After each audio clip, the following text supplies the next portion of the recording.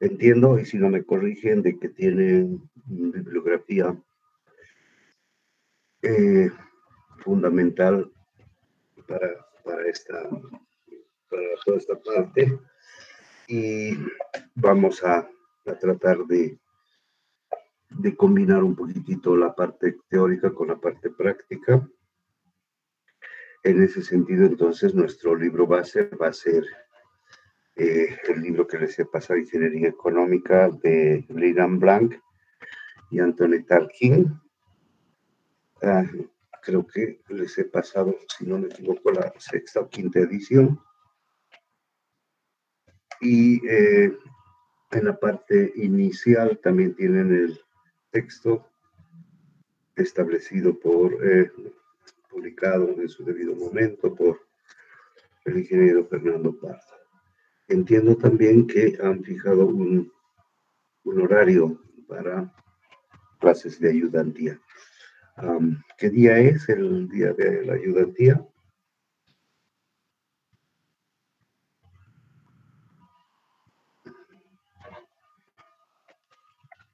Día miércoles, ingeniero.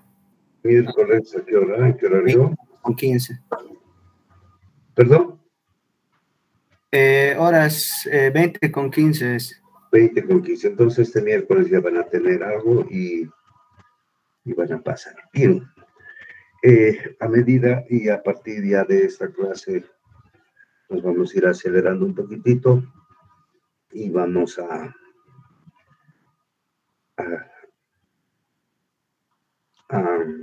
ir avanzando más rápidamente. Bien, estábamos viendo que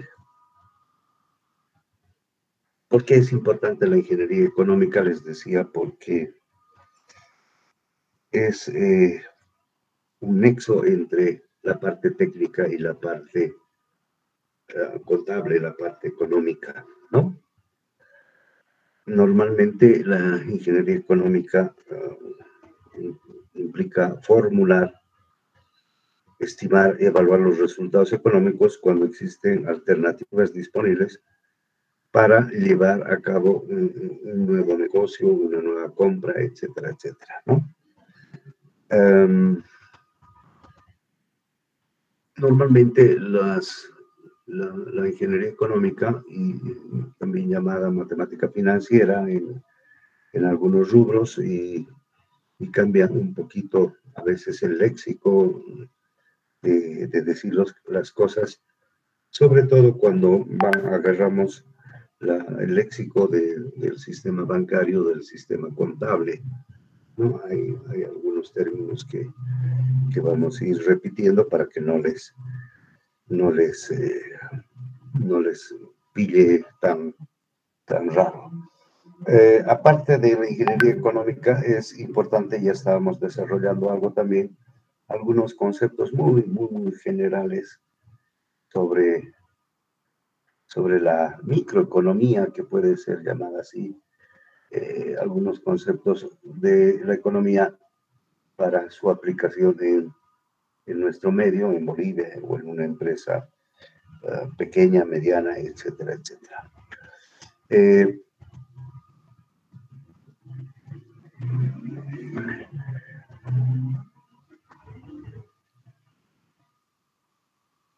Estas técnicas que utilizamos en ingeniería, que vamos a ver, son aplicables tanto a las empresas públicas como a las empresas privadas, ¿no? Ustedes saben que en la empresa privada las motivaciones que llevan a cabo esa empresa son distintas a una empresa pública. Normalmente la empresa privada tiene como objetivo, pues, mantenerse en el mercado. Fíjense, no he dicho generar utilidades, no he dicho lo primero, he dicho mantenerse vigente, mantenerse viva en el mercado. Estamos en una época en la que las empresas son como los organismos, como las amebas, como los organismos vivos. Hay mucha competencia. peor ahora con Internet y con los medios de comunicación tan rápidos, tan flexibles, que todo lo que hagamos puede ser ofertado por una competencia, nuestros propios empleados que se independizan, otros rubros de la competencia clásica que tengamos en el mercado, empresas de otra ciudad, empresas de otros países, etcétera. Porque la información fluye muy rápidamente. Entonces, se aplican a todos los campos. Normalmente, ¿para qué se aplica, por ejemplo, ingeniería civil? Pues, básicamente, para algunos proyectos futuros o trabajos futuros.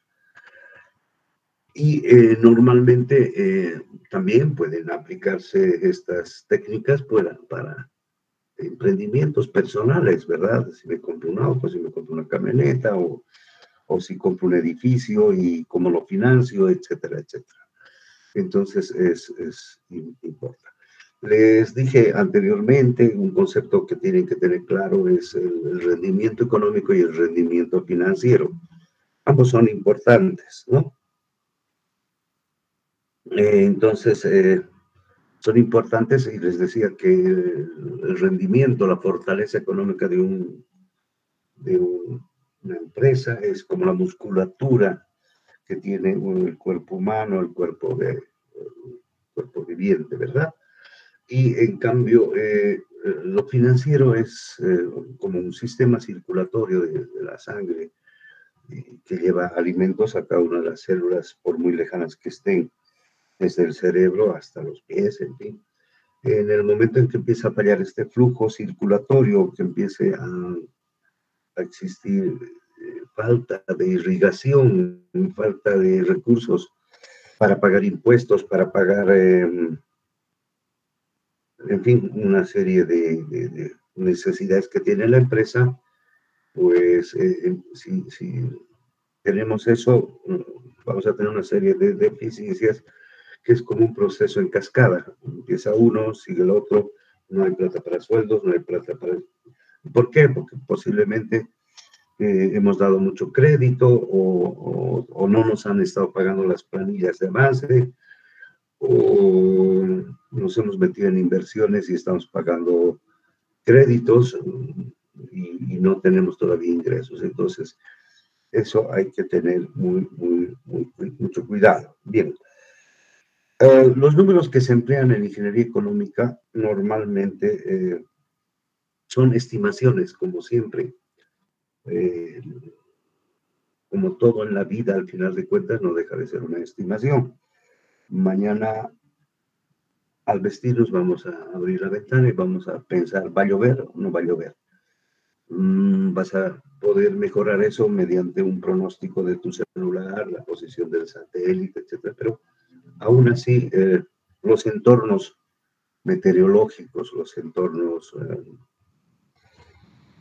económicos y los seres humanos son cambiantes y son erráticos, o sea que puede, y de hecho existe una cierta probabilidad de que algunos acontecimientos raros pues se presenten de repente, ¿no? Una lluvia esporádica, una granizada, una corrida de dinero en el mercado, en fin. Obviamente, como son raros, la probabilidad es menor. Entonces, en todo esto, ¿qué se utiliza? Se utiliza la mejor estimación que podamos disponer. ¿Y qué es la mejor estimación? Es decir, la mejor estimación puede ser un registro contable de lo que ha sucedido el año pasado, una oferta, si estamos tratando de comprar algo, o nuestro propio criterio ingenieril y decimos, bueno, pues esto nos va a costar más o menos tanto, porque tenemos experiencia o tenemos registros, ¿no? Entonces siempre, bien, estas estimaciones y decisiones se basan en los siguientes temas, flujos de efectivo, ¿no? ¿Qué son los flujos de efectivo? Pues, por ejemplo, las ventas, en el caso de una industria manufacturera, o los pagos de planillas, en el caso de una empresa que esté haciendo un servicio a terceras personas, a una prefectura, una carretera, en fin, cómo nos van a ir pagando. Entonces, cada 3 meses nos van a dar esto. Esas son estimaciones, flujos de efectivo. Los flujos de efectivo son positivos y negativos, como vamos a ver, y en unos casos se pone lo que sale y en otros lo que entra, ¿no? Lo que entra, obviamente, es lo que nos pagan y lo que sale es lo que pagamos, de una manera y en un lenguaje muy sencillo. Pero no solamente los flujos o los montos, sino también los tiempos, en cuánto tiempo nos va a llegar eso. Luego, un factor que ustedes ya pueden prever y ya han debido estimar, las tasas de interés. Ya sabemos que el dinero es escaso.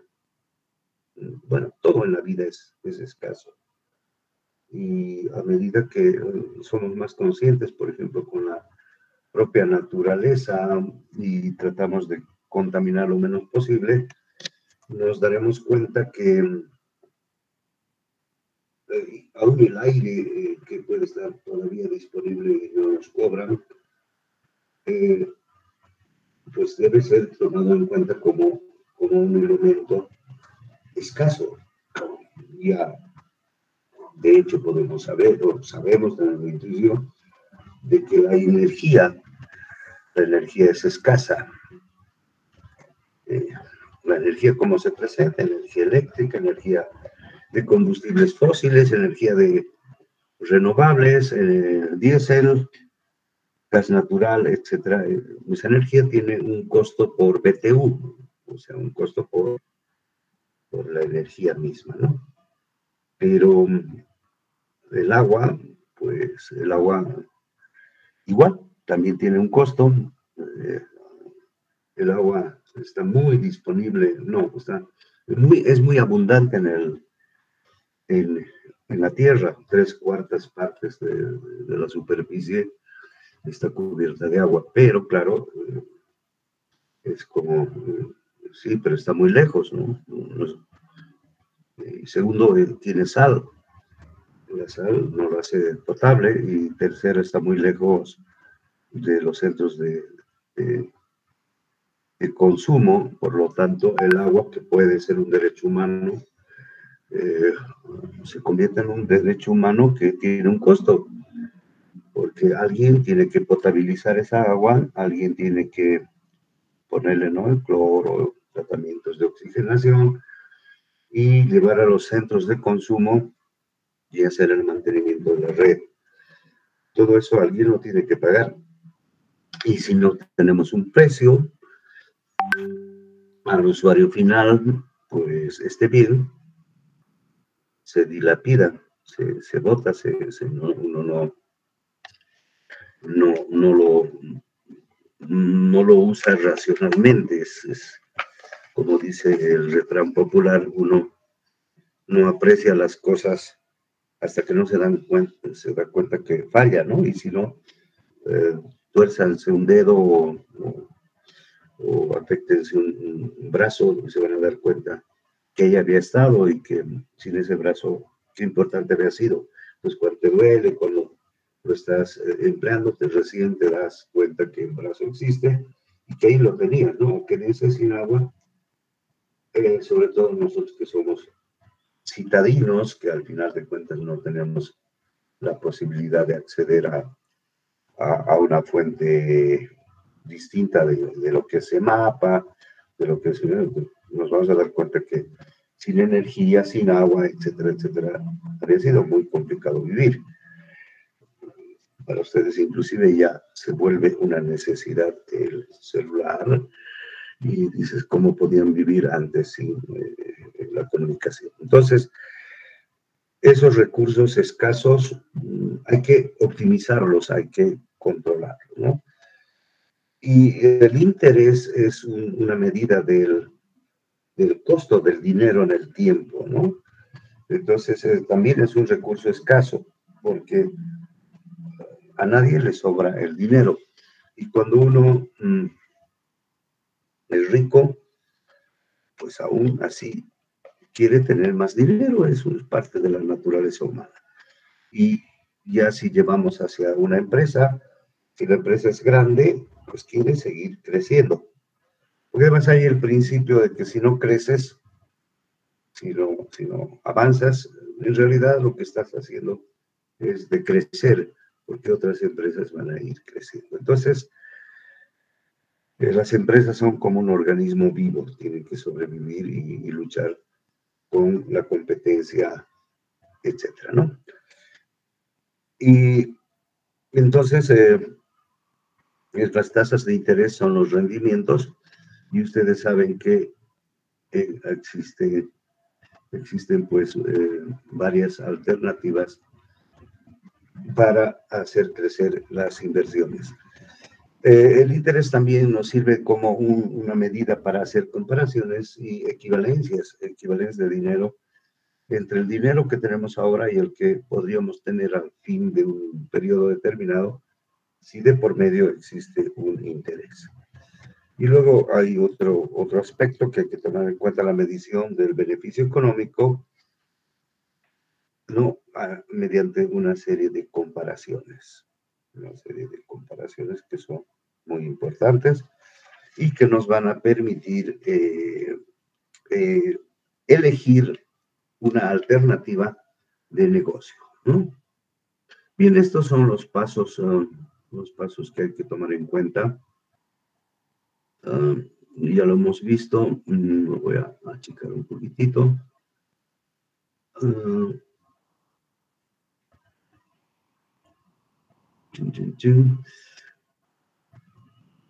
No, la toma de decisiones, que es lo importante al final de cuentas en la administración de una empresa.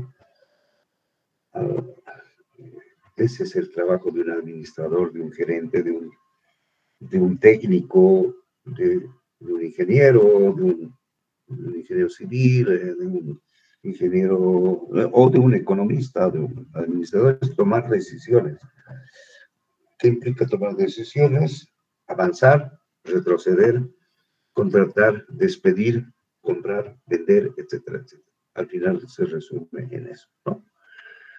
Estos 9 elementos están dados en un pequeño plancito: definición de las metas y objetivos, ¿no? De lo que queremos, de lo que estamos tratando; recopilación de información; identificación de alternativas factibles, ¿no?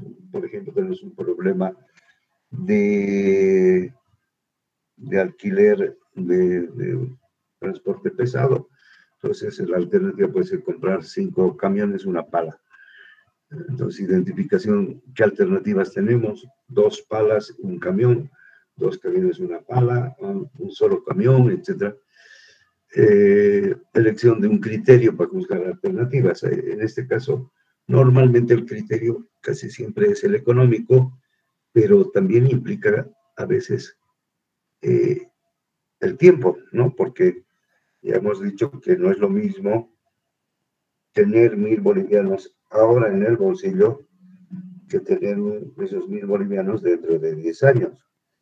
Una alternativa que podemos pensar inclusive que hay la posibilidad, quizás remota, de que en 10 años ya no estemos, ¿no?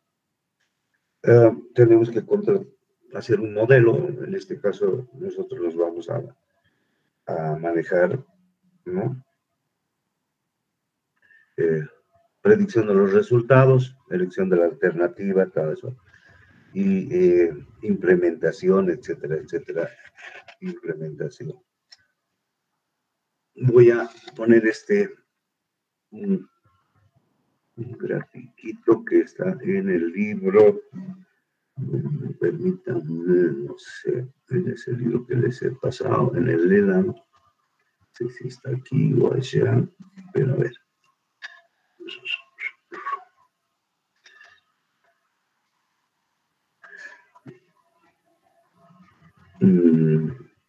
Permítanme un segundo. Aquí está. No, no es este. Figura 1, 1, 1, 1, 1. Veamos.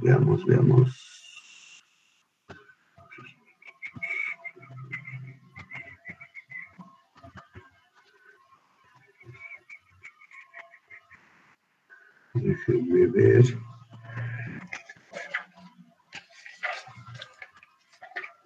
Bueno, sobre esto.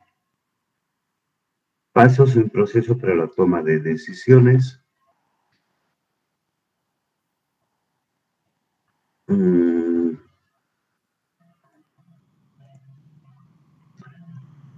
Entonces, identificar el problema, y aquí podemos tener dos alternativas, la alternativa 1 o la alternativa 2. Esta puede ser la alternativa tener un equipo nuevo, o el otro es reacondicionar, mejorar, adecuar uno antiguo. Entonces, tenemos que tener toda la información eso, y hacer los flujos de efectivo. Ya vamos a ver esos diagramas de flujos de efectivo que se utilizan, que son muy sencillos en ingeniería económica, y hacer las equivalencias, tomar en cuenta una tasa de interés, medidas del valor, y estas dos alternativas son evaluadas, sopesar y tomar la alternativa. En este caso está dirigida la alternativa 1 y se logra el tema de la elección de las alternativas. Bien,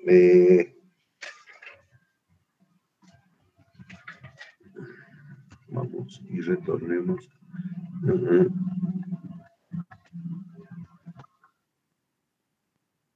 Muy bien.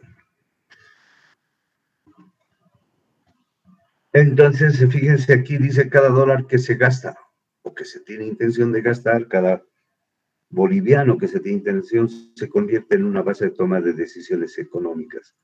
Si un ejecutivo decide no hacer nada respecto a sus $50,000, 50,000 bolívares, está, no obstante, ya tomando una decisión. La decisión es no hacer nada. Hemos visto ya un poquito toda esta parte del sector primario, que es, hemos dicho, el sector agroindustrial, agrícola, etcétera, el sector industrial o secundario, y que puede ser muy ligado también a la entrega de algunos servicios. Tengan en cuenta que en el mundo moderno ya se venden y se compran cosas y el producto está asociado a un servicio. Cada vez más es más intenso la ligación entre un producto y un servicio. Inclusive ustedes compran, por ejemplo, un auto y aparte de entregarles el auto, les dan, por ejemplo, una garantía gratis, les dan unas páginas de internet para bajarse manuales, se pueden conseguir manuales de partes, se pueden manejar clubs de usuarios, no sé, del Porsche, etcétera, etcétera. Y la parte del sector de servicios, que ya hemos dicho que es uno de los aspectos más progresivos que está teniendo en el mundo moderno. Bien, sigamos con el siguiente. Guarda. Abrir.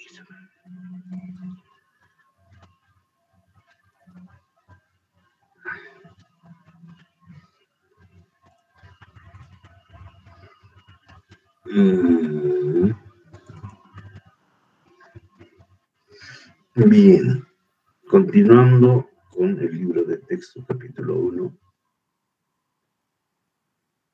de Pardo. Estamos en esta parte. Todo esto hemos visto. Breve historia también hemos visto. Esto también hemos visto. Y ya hemos visto que existe una clasificación internacional, y también hemos visto algunos sectores importantes la agricultura, la silvicultura, etcétera, la explotación de minas y canteras, industrias. Entonces, ya no es necesario que nosotros establezcamos una clasificación, porque ya está dada y la pueden encontrar como una clasificación industrial universal, ¿no? Bien, sigamos adelante. Bien, estábamos desarrollando, y claro, estoy repasando un poco, el Producto Interno Bruto. El Producto Interno Bruto es una medida y alguien lo dijo bien, del desarrollo económico de un país. Esto lo calculan algunos organismos nacionales como el INE, el Banco Central. Inclusive, a veces, y ahora está sucediendo, que no tenemos medidas en Bolivia del Producto Interno Bruto. No sé qué está pasando con el INE. Hace 3 meses que no hay. El Producto Interno Bruto no solamente se puede calcular a nivel de Bolivia, también se puede calcular a nivel de Cochabamba, y a nivel de La Paz, etcétera, y es algo aceptable. Bien, decía que el Producto Interno Bruto mide la potencia más o menos de un país, y claro, hay países con un Producto Interno Bruto muy grande. Estados Unidos, que es una gran potencia, además tiene mucho ingreso per cápita y tiene mucha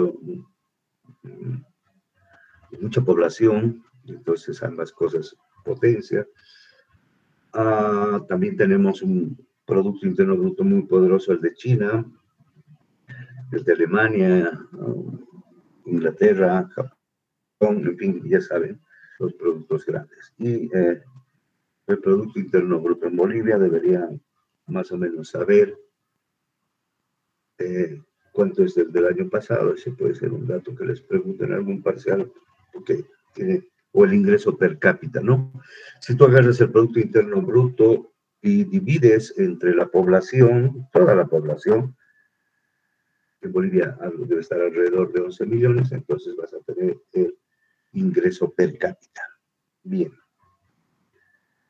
Algunos dicen que el Producto Interno Bruto no es algo muy fiable, porque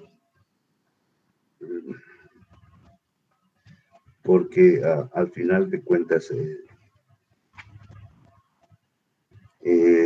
puede existir mucha diferencia de ingresos entre los más ricos, digamos el 10% de la población que más ingresos tiene, y el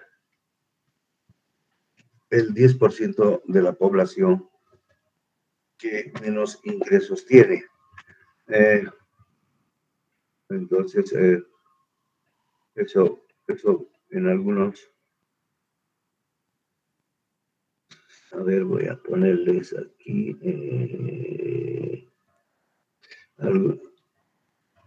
algunos indicadores. Se llama el índice Gini. Creo que así se escribe. El índice Gini también mide esa relación entre los más ricos y los más pobres. ¿Qué es lo que se pretende? En el mundo moderno no vas a poder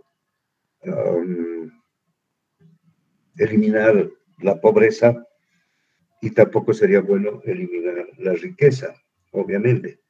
Entonces, ¿qué es lo que se hace? Es tratar de traspasar algunos excedentes de la gente más rica, de los sectores más ricos, mediante, por ejemplo, mayores impuestos, y traspasar eso hacia los sectores más vulnerables, a fin de que tengan alguna oportunidad. Esto es lógico desde el punto de vista social, una especie de justicia social, de que todos tengan las mismas oportunidades. Pero también es conveniente que esto suceda, porque una vez que incorporas a los más pobres en la economía, entonces se van a volver factores de consumo, que eso nos interesa a todos, ¿no? Porque te van a comprar productos. Y segundo, pues van a adquirir servicios también cuando salgan de la pobreza. ¿Y qué servicios te van a adquirir? Pues uno fundamental que es la educación, por ejemplo, los medios de los medios de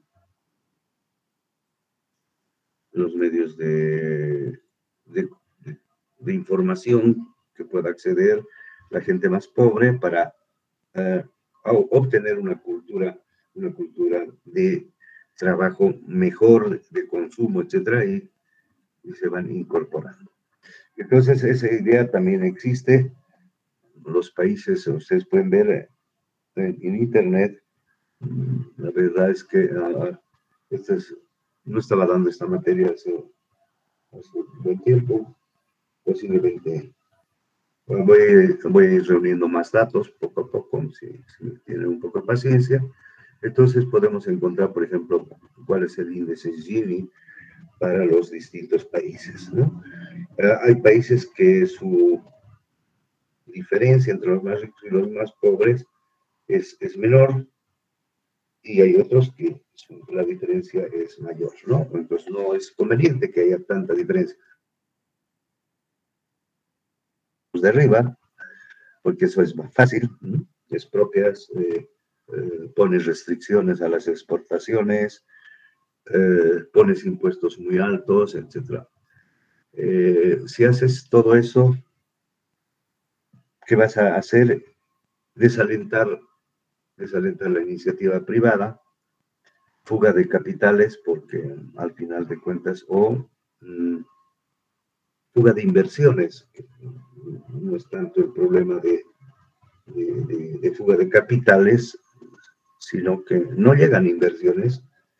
Y una de las maneras de luchar contra la pobreza es que llegue capital para generar empleo.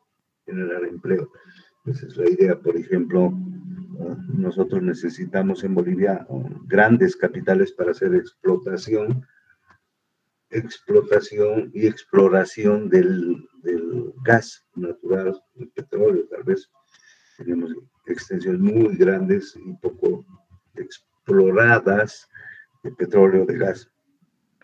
Necesitamos grandes inversiones que también son lógicas, que lleguen con tecnología, porque la inversión, teniendo recursos, puedes traer tecnología para desarrollar el litio, ¿no? Que ya estamos 20 años guardándonos el litio, y para cuando lo querramos exportar, ya va a haber otra alternativa, por ejemplo, el hidrógeno, que se está imponiendo poco a poco a las pilas de hidrógeno, y no sea que lleguemos al mercado de una manera atrasada. También necesitaríamos muchos recursos para desarrollar el Mutum. Tenemos grandes reservas de acero, pero no producimos nada entonces, lo que genera empleo y lo que genera desarrollo es la inversión. Y el Estado ha estado invirtiendo, pero normalmente el Estado invierte en infraestructura. Cuando el Estado invierte en medios productivos, háblese Cartón Ball, háblese de la fábrica de Uria, fábrica de etcétera, etcétera. El Estado es mal administrador, y es mal administrador, por más de que algunos se empeñen, porque lo primero que hace cuando está en manos del Estado, y el Estado puede ser la alcaldía de Cochabamba, puede ser la prefectura de Cochabamba, etcétera, ese es el Estado, la universidad, etcétera. Lo primero que hace es nepotismo, meter a sus parientes, amantes, amigos, etcétera, y es un nido de corrupción. El Estado es lento para decidir, inclusive con la ley SAFCO, que hay responsabilidades. etcétera. Entonces es lento. En cambio, el privado, como es su plata, decide inmediatamente, ¿no? Bien. Toda esta parte son detalles del Producto Interno Bruto y esto más o menos lo hemos visto y lo pueden leer. Bueno, bien, ¿qué es la balanza comercial? Porque es importante la balanza comercial como concepto en el sentido, en el sentido, digamos, de información. No vamos a pretender tener un concepto muy desarrollado de la balanza de pagos. Aquí está el concepto, es muy fácil. Perdón.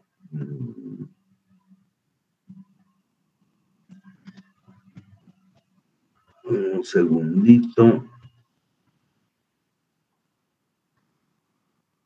Bien, importación, primero vamos a definir importación, es todo lo que nos llega del exterior, gastos de las personas, empresas, el gobierno de un país, bienes y servicios que se producen en otros países. Entonces, cuando importamos un automóvil, cuando traemos papa del Perú, cuando nos llega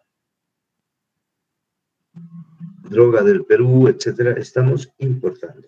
Estas importaciones pueden ser legales o pueden ser ilegales. No, el contrabando no deja de ser importación porque el contrabando, cuando ingresa un camión a territorio boliviano, se paga con cualquier mercadería, ropa usada, lo que quieran, a una avioneta que está entrando con un producto ilegal, entonces se paga, ¿no? Entonces, por lo tanto, implica una erogación hacia el exterior de divisas. Divisas son los dólares o euros que llegan y salen, ¿no? O sea, primero cuando exportamos, llegan y cuando importamos se van, ¿no? Entonces, las exportaciones, al revés, es lo que mandamos a clientes de otros países. Bien, esta diferencia, según la cual las importaciones se denomina superávit, si es positivo, o sea, si nos sobran los dólares, exportamos más que lo que importamos, se llama superávit, o si es negativa, se denomina déficit comercial, ¿no? A ver, un segundito, aquí vamos a ver. Aquí nos está viendo el gráfico. De todas maneras, tienen ustedes esta. Vamos a borrar esta vaina. Bien. Este es del año 2003. Si ustedes entran a datos en internet, ponen balanza comercial de Bolivia, fuente, Banco Central de Bolivia, INE, todo eso lo van a encontrar. Tengan en cuenta que no es necesario tener el último dato lo voy borrando porque esto va cambiando, pero esa información está disponible, ¿no? Está disponible. Entonces, podemos tener una balanza positiva o negativa, ¿no? En este caso, en el año 2003 teníamos negativa y, bien, políticas de control en la economía.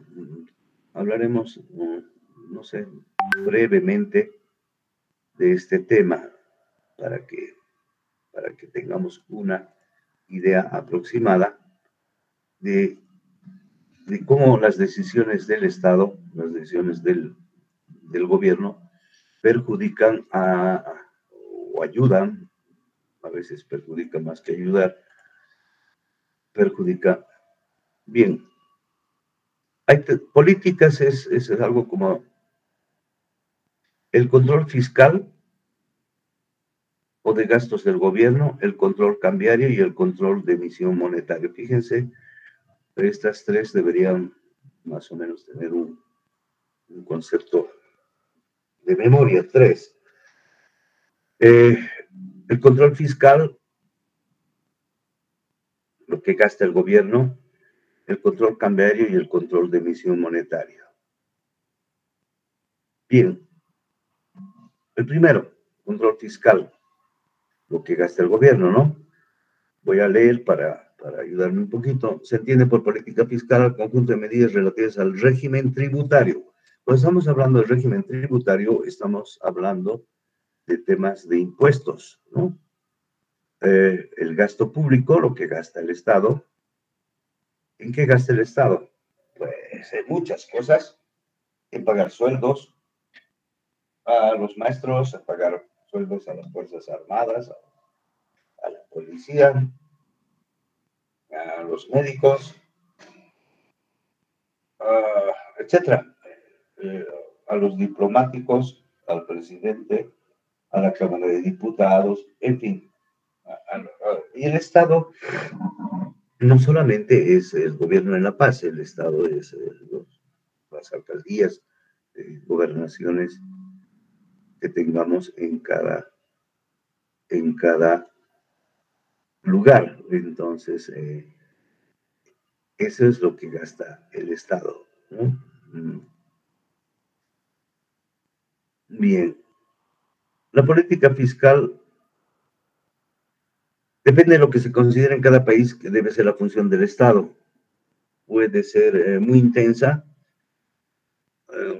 por ejemplo, en los países socialistas dice que el Estado debería ser muy, muy grande. En cambio, en otros países lo que tratan es que el Estado sea lo más pequeño posible, porque al final el Estado somos todos y no dejan de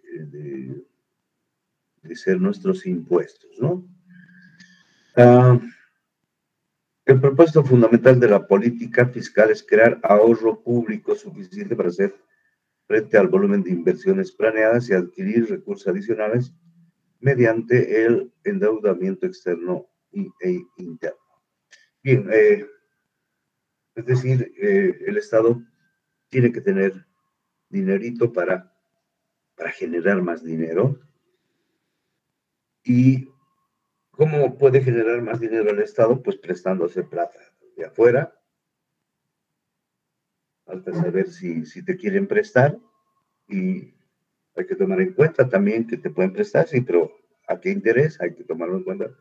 O prestarse de manera interna, por ejemplo, prestarse de las AFPs o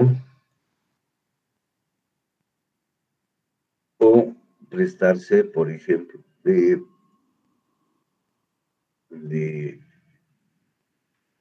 los ciudadanos a través de bonos que... Bien, crédito, transferencia de dinero a cambio de una promesa de pago futuro. En la industria del comercio se utiliza intensivamente. Ya les dije que las empresas normalmente siempre necesitan dinero. Es más o menos igual que las personas. Las personas siempre estamos necesitadas de dinero. Pues, ¿para qué?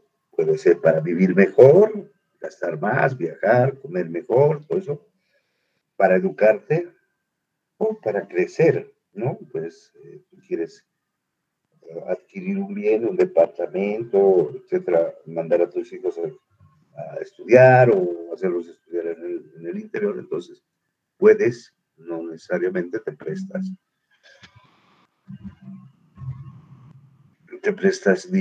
o de los bancos o de una cooperativa o de alguna de una parte, ¿no? Muchas veces el Banco Central evalúa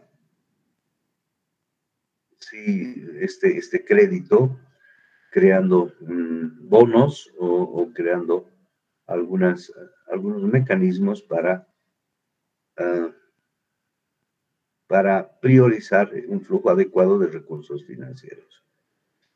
Hay también llamadas a las operaciones en el mercado abierto. La venta y compra de valores gubernamentales en el mercado financiero, es decir, ¿qué hace el Estado? Y dice, voy a vender bonos. Entonces, pone a disposición bonos en bolivianos, por ejemplo, o puede prestarse en dólares, no sé.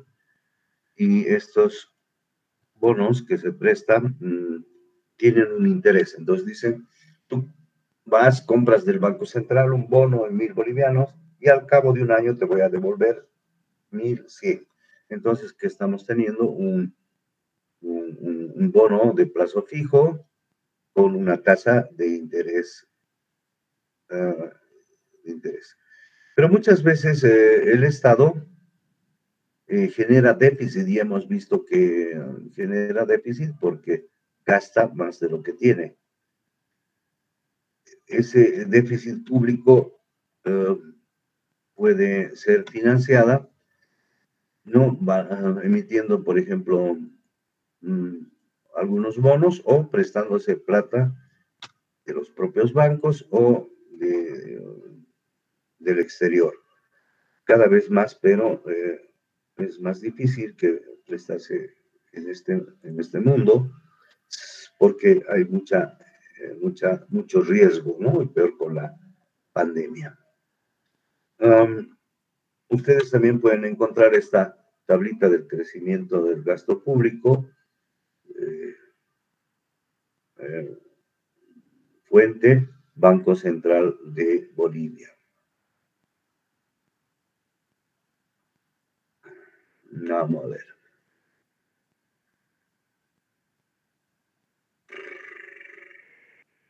Perdón, que los distraiga con estas tonterías.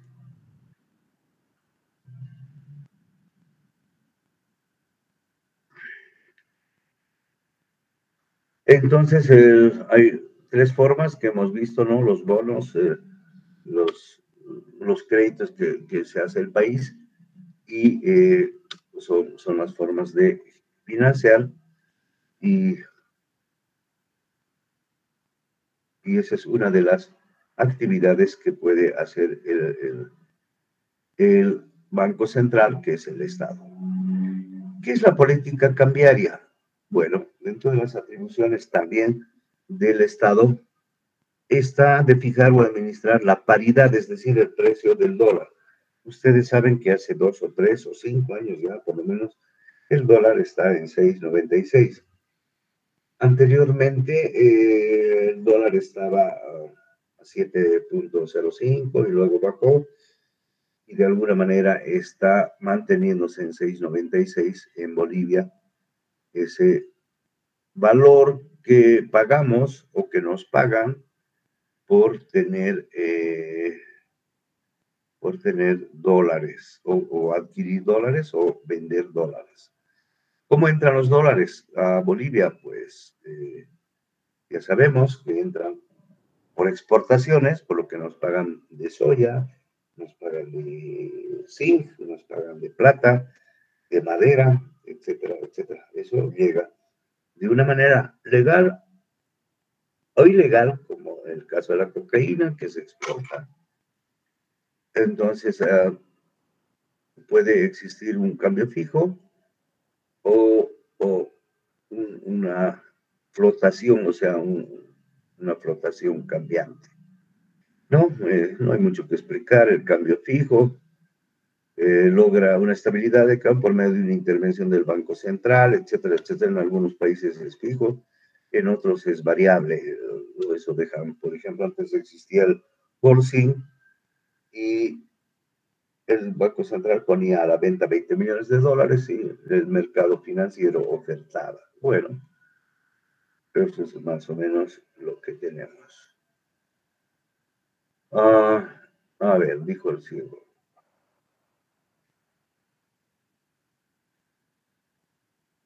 Si presumimos que el tipo de cambio ha sido modificado de 2 a 4 bolivianos por dólar, el precio del producto seguirá siendo de 10 internamente, pero que al nuevo tipo de cambio el precio del producto será a 2.50, ¿no? O sea, ustedes saben que eh, muchos de los productos llegan del exterior, ¿no? Y se pagan en dólares, entonces cuando cambia la tasa del dólar, lo que sucede es que puede encarecer el producto. Actual, Actualmente, por ejemplo, tenemos um, algún incremento en los precios de los productos importados en el mundo, producto de la pandemia, porque eh, normalmente traer un container desde la China salía $3,000, por ejemplo. Actualmente está saliendo $12,000, ha subido mucho, eso encarece las. Bien, el tipo de cambio es la cantidad de moneda local que se requiere para obtener una unidad de moneda extranjera, ¿no? El tipo de cambio, ustedes ya saben, actualmente no hay mucho que explicar, está a 6.96. En la Argentina, por ejemplo, ahorita está en 186. Y, y bien, hay también a veces la equivalencia entre dólares y euros, ¿no? Que felizmente ahora con el Internet tenemos, tenemos una serie de información en tiempo real y rápida sobre, por ejemplo, la cotización del dólar en Bolivia, en la cotización del dólar en Argentina, la cotización del euro inmediatamente y todos los días. Gracias al Internet también tenemos una cotización, por ejemplo, del Bitcoin, que cada vez tendríamos Bitcoin y otras criptomonedas que cada vez se están imponiendo en el mundo, ¿no? Actualmente, si no me equivoco, el Bitcoin, eso es fácil, pueden acceder, el precio del Bitcoin debe estar a $42,000 un Bitcoin, me parece, vamos a ver, precio del Bitcoin, entonces ponen tan fácilmente como eso en dólares, ¿no? Porque claro te puede salir el precio de 43,000, fíjense cómo oscila, ha estado en 49,000 a 46, ha subido hasta, bueno, casi 50 y tantos, ha bajado, aquí ha bajado hasta 40,000 y ahora está a 43,000. Esta es una criptomoneda, es una criptomoneda. Veamos precio de cambio euro dólar, está a 1.17, quiere decir que queremos comprar tenemos dólares, queremos comprar un euro, tenemos que pagar casi 1.20 de dólares americanos y nos van a dar un euro. Bien.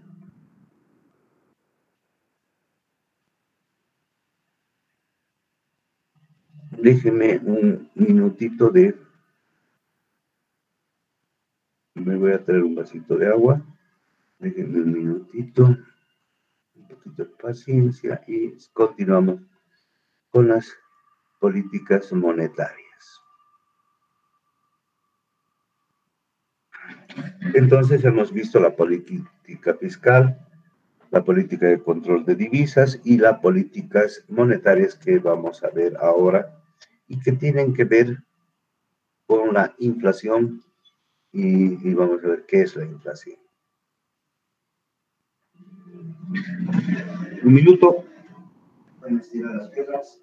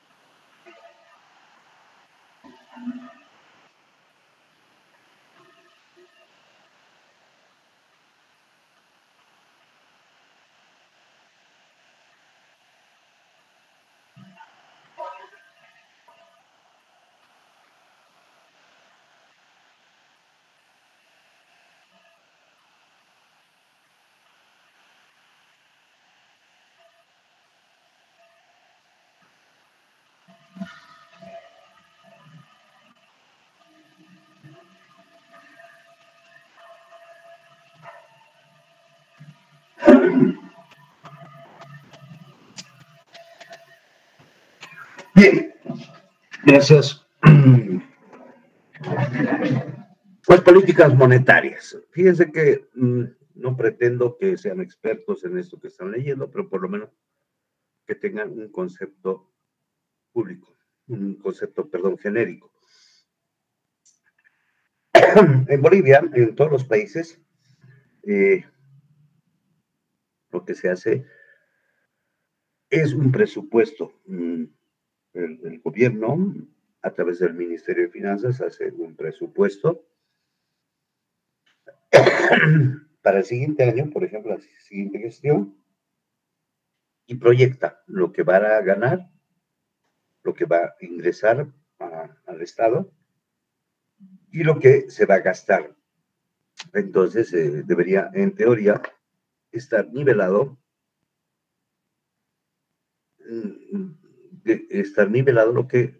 lo que tiene y lo que gasta. Entonces, por eso es que a través de esto calcula el medio circulante, o sea, la cantidad de dinero que tiene que circular.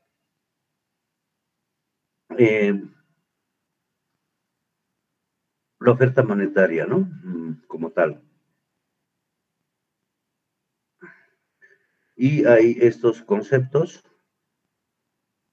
de algunos medios financieros que también se manejan. Cuando aumenta la tasa de interés bancaria activa, es decir, lo que prestan, aumenta la cantidad de circulante, o sea, cuando aumenta el interés, perdón, se reduce la cantidad de circulante. Bien, las tasas de interés, aquí vamos a ver. Hay dos tipos de interés, tasas de interés. Es el porcentaje que se aplica, ¿verdad?, a un capital cuando te prestan plata y todo eso, ¿no? Y hay que distinguir la activa y de la pasiva.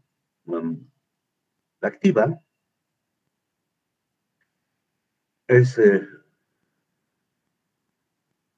pues, es la que paga el intermediario por la utilización de fondos.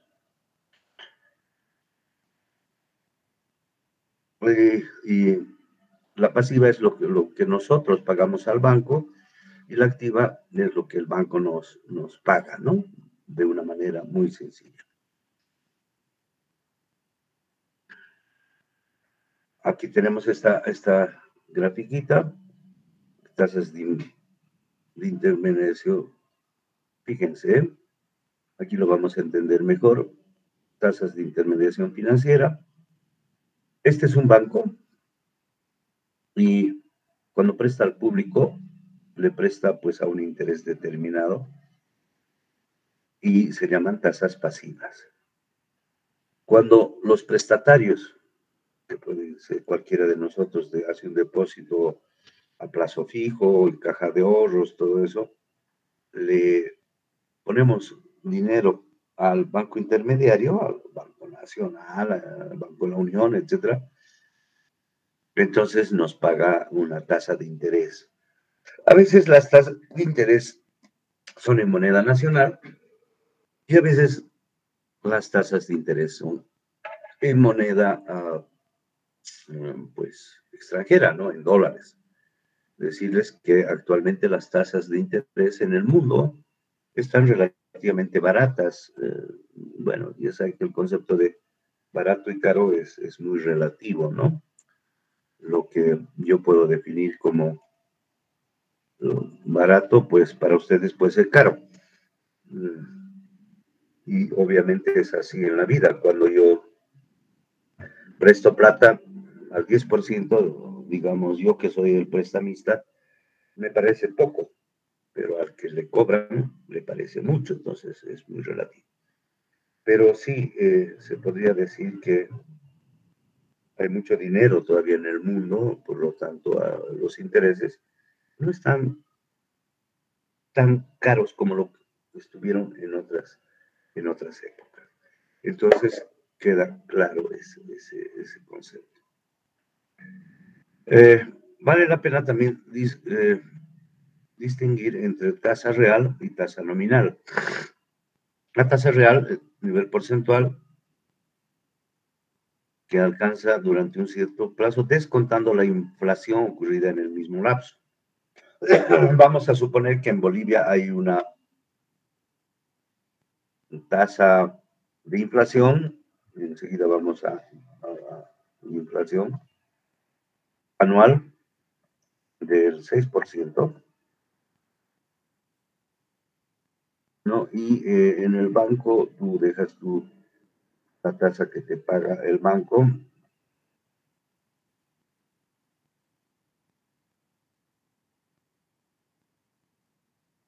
es del, no sé, del 9%, digamos. Entonces la tasa real va a ser la diferencia, precisamente, pues 3%, es lo que en buenas cuentas está pagando, descontando la inflación, ¿no? La nominal, entonces, es este 9%, ¿no? Y esta sería la nominal. Tasa bruta, el tasa de interés que pagan los usuarios del crédito, que se pagan antes de impuestos correspondientes, porque, ¿no? La tasa bruta y tasa neta, y ya en este caso es cuando tú pagas al banco. Y tasa neta, es la tasa bruta después de descontados los impuestos. Factores que afectan al interés. Que afectan a la tasa de interés. ¿Por qué suben o bajan los intereses?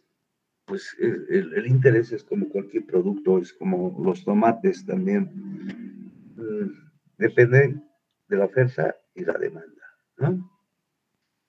Depende de la inversión, de la oferta monetaria, y hemos visto que el Estado puede poner mucho dinero en el mercado, entonces eso va a hacer que bajen las tasas de interés. ¿No? Hay muchos,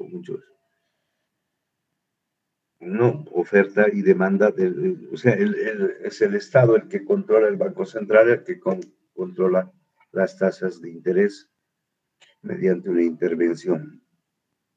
Bien, el concepto básico de mercado.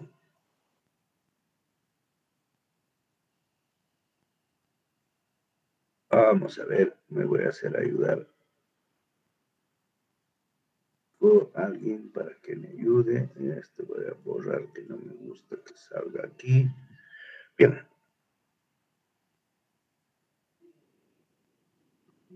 Desde el punto de vista tradicional, la definición de mercado, podemos decir que es un lugar, una entidad, puede ser físico o no, puede ser, ustedes saben que hay el mercado de Bitcoin, por ejemplo, que se maneja en Internet, por lo tanto es virtual, ya no es un lugar físico, en el que se ponen en contacto vendedores y compradores para alternar, sus productos, o sea, intercambiar. Una definición más moderna desde el punto de vista que la tecnología ha acercado a ambas partes, están al alcance de todos, es definir el mercado. En realidad, cualquier acuerdo, ¿no? Este puede ser verbal, puede ser escrito, puede ser electrónico, entonces, que permita obtener información de los productos de intercambio y hacer negocios entre sí. ¿Ya? Últimamente he comprado un cuarto elemento que tiene que ver con las habilidades empresariales. Entonces aquí tenemos este pequeño grafiquito. Vamos a ver más pequeño. Hay un mercado de bienes y servicios. No sé si borrando esto. No lo voy a borrar. Entonces aquí están las personas.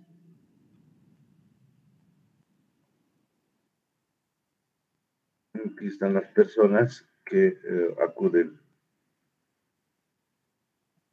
y las empresas y los mercados financieros que están de intermediarios. Bueno, te lo voy a corregir en otro momento.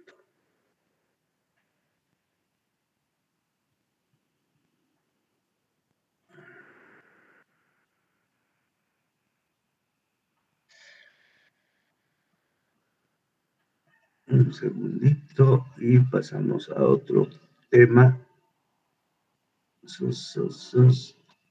Guardar y vámonos al librito Leland. Leland Blanc. Y vamos a ver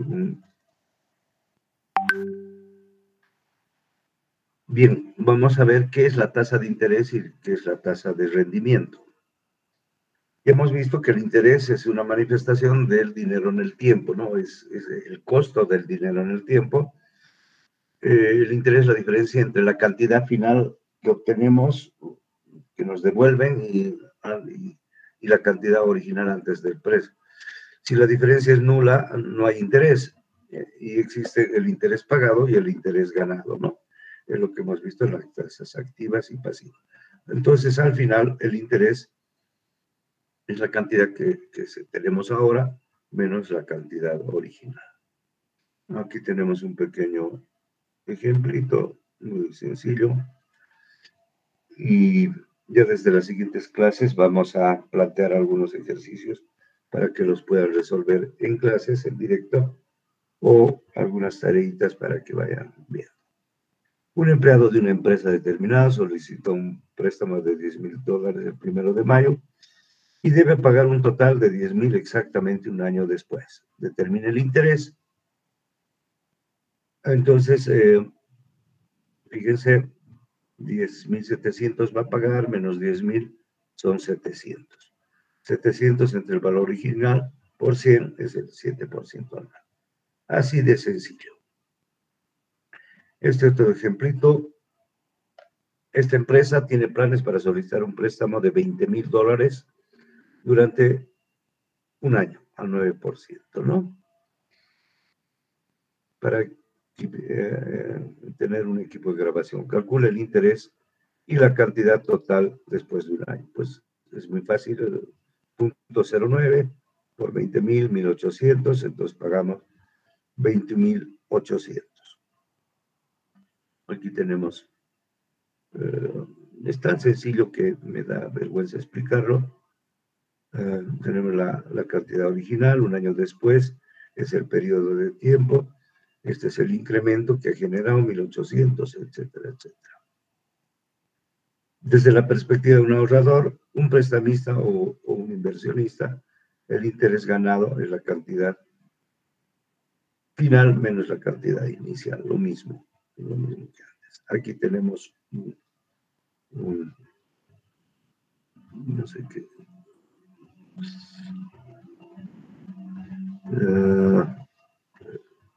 Son ejemplitos muy sencillos.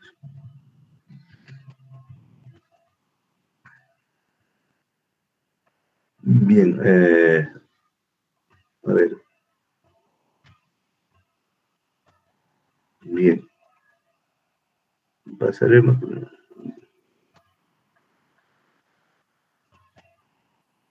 Aquí tenemos en el ejemplo 1.6.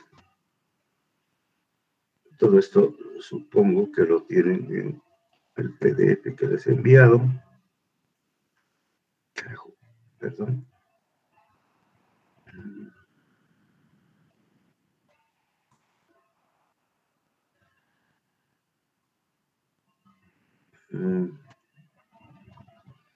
¿Qué he hecho?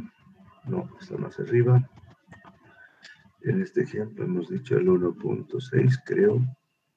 Entonces tiene que estar un poquito más aquí.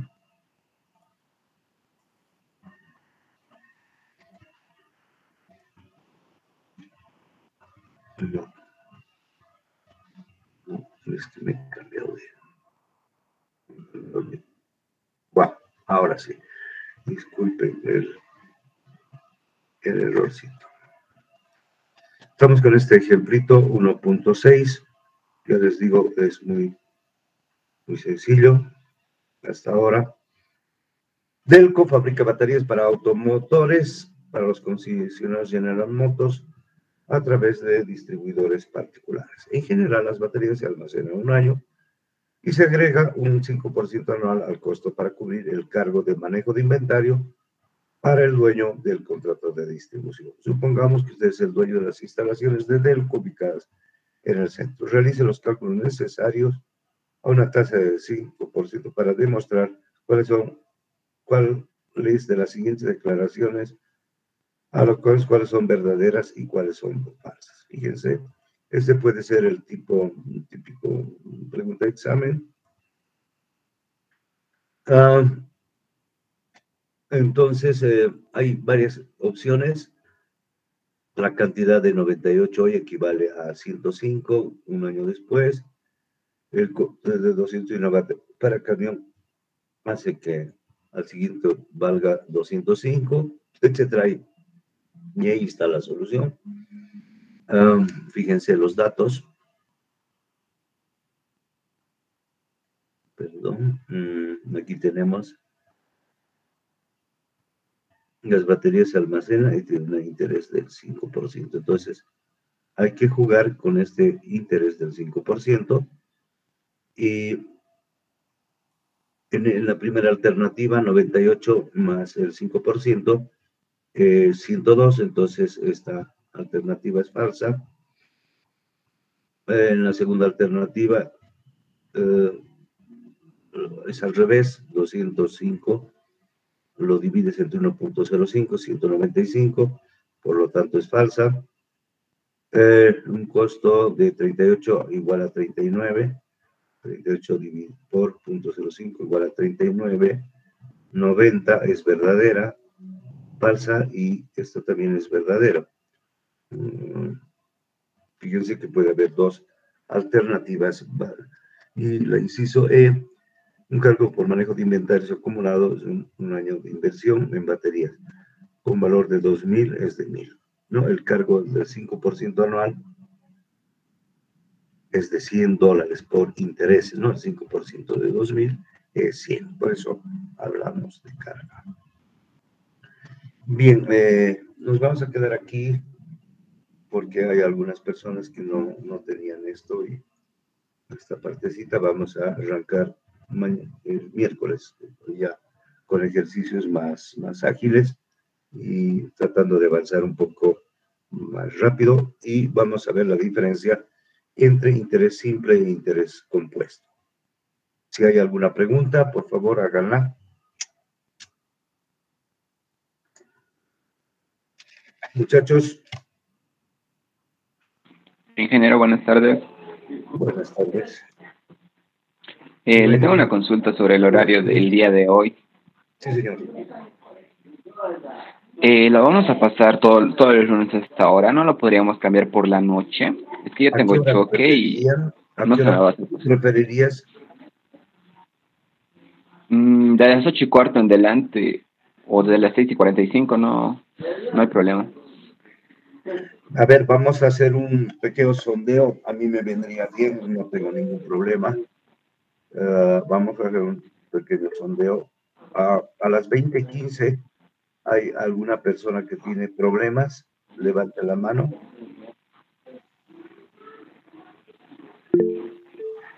Jonathan levantó. Inge, a esta hora está bien nomás para pasar las clases. Esa es tu opinión. ¿Qué problema tienes a las 20:15?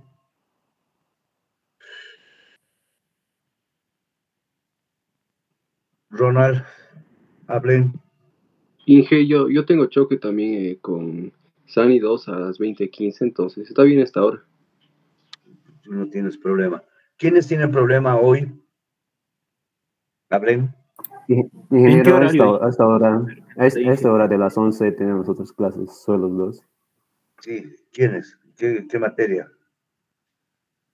Suelos 12. ¿Perdón? Suelos, con el eje Camacho. Con el Elige Camacho, ¿qué materia tienes? Perdón. Suelos 2 tengo ahí. ¿Qué solo dos? 11:15. Mecánica de suelos 2. Mecánica de suelos 2, Inge, a esta hora es. Ya, sí, porque...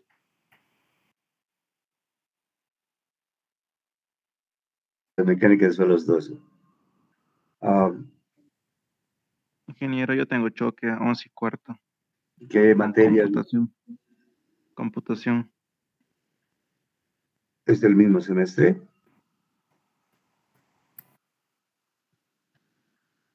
Y a ver, 6:45, ¿tienen algún cruce?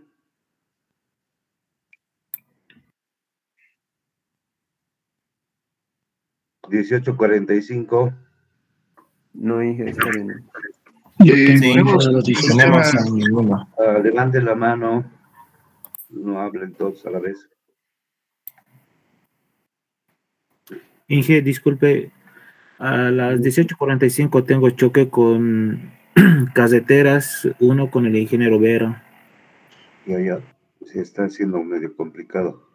Inge, sería lo más adecuado que se mantenga el horario nomás en la madrugada, Inge, porque por algo hemos elegido este grupo para que no nos choque con las demás materias. Sí, por Podría favor, ser. ingeniero, es hora. Ahorita, ¿cuántas personas están con problemas a las 11:15? 2, creo.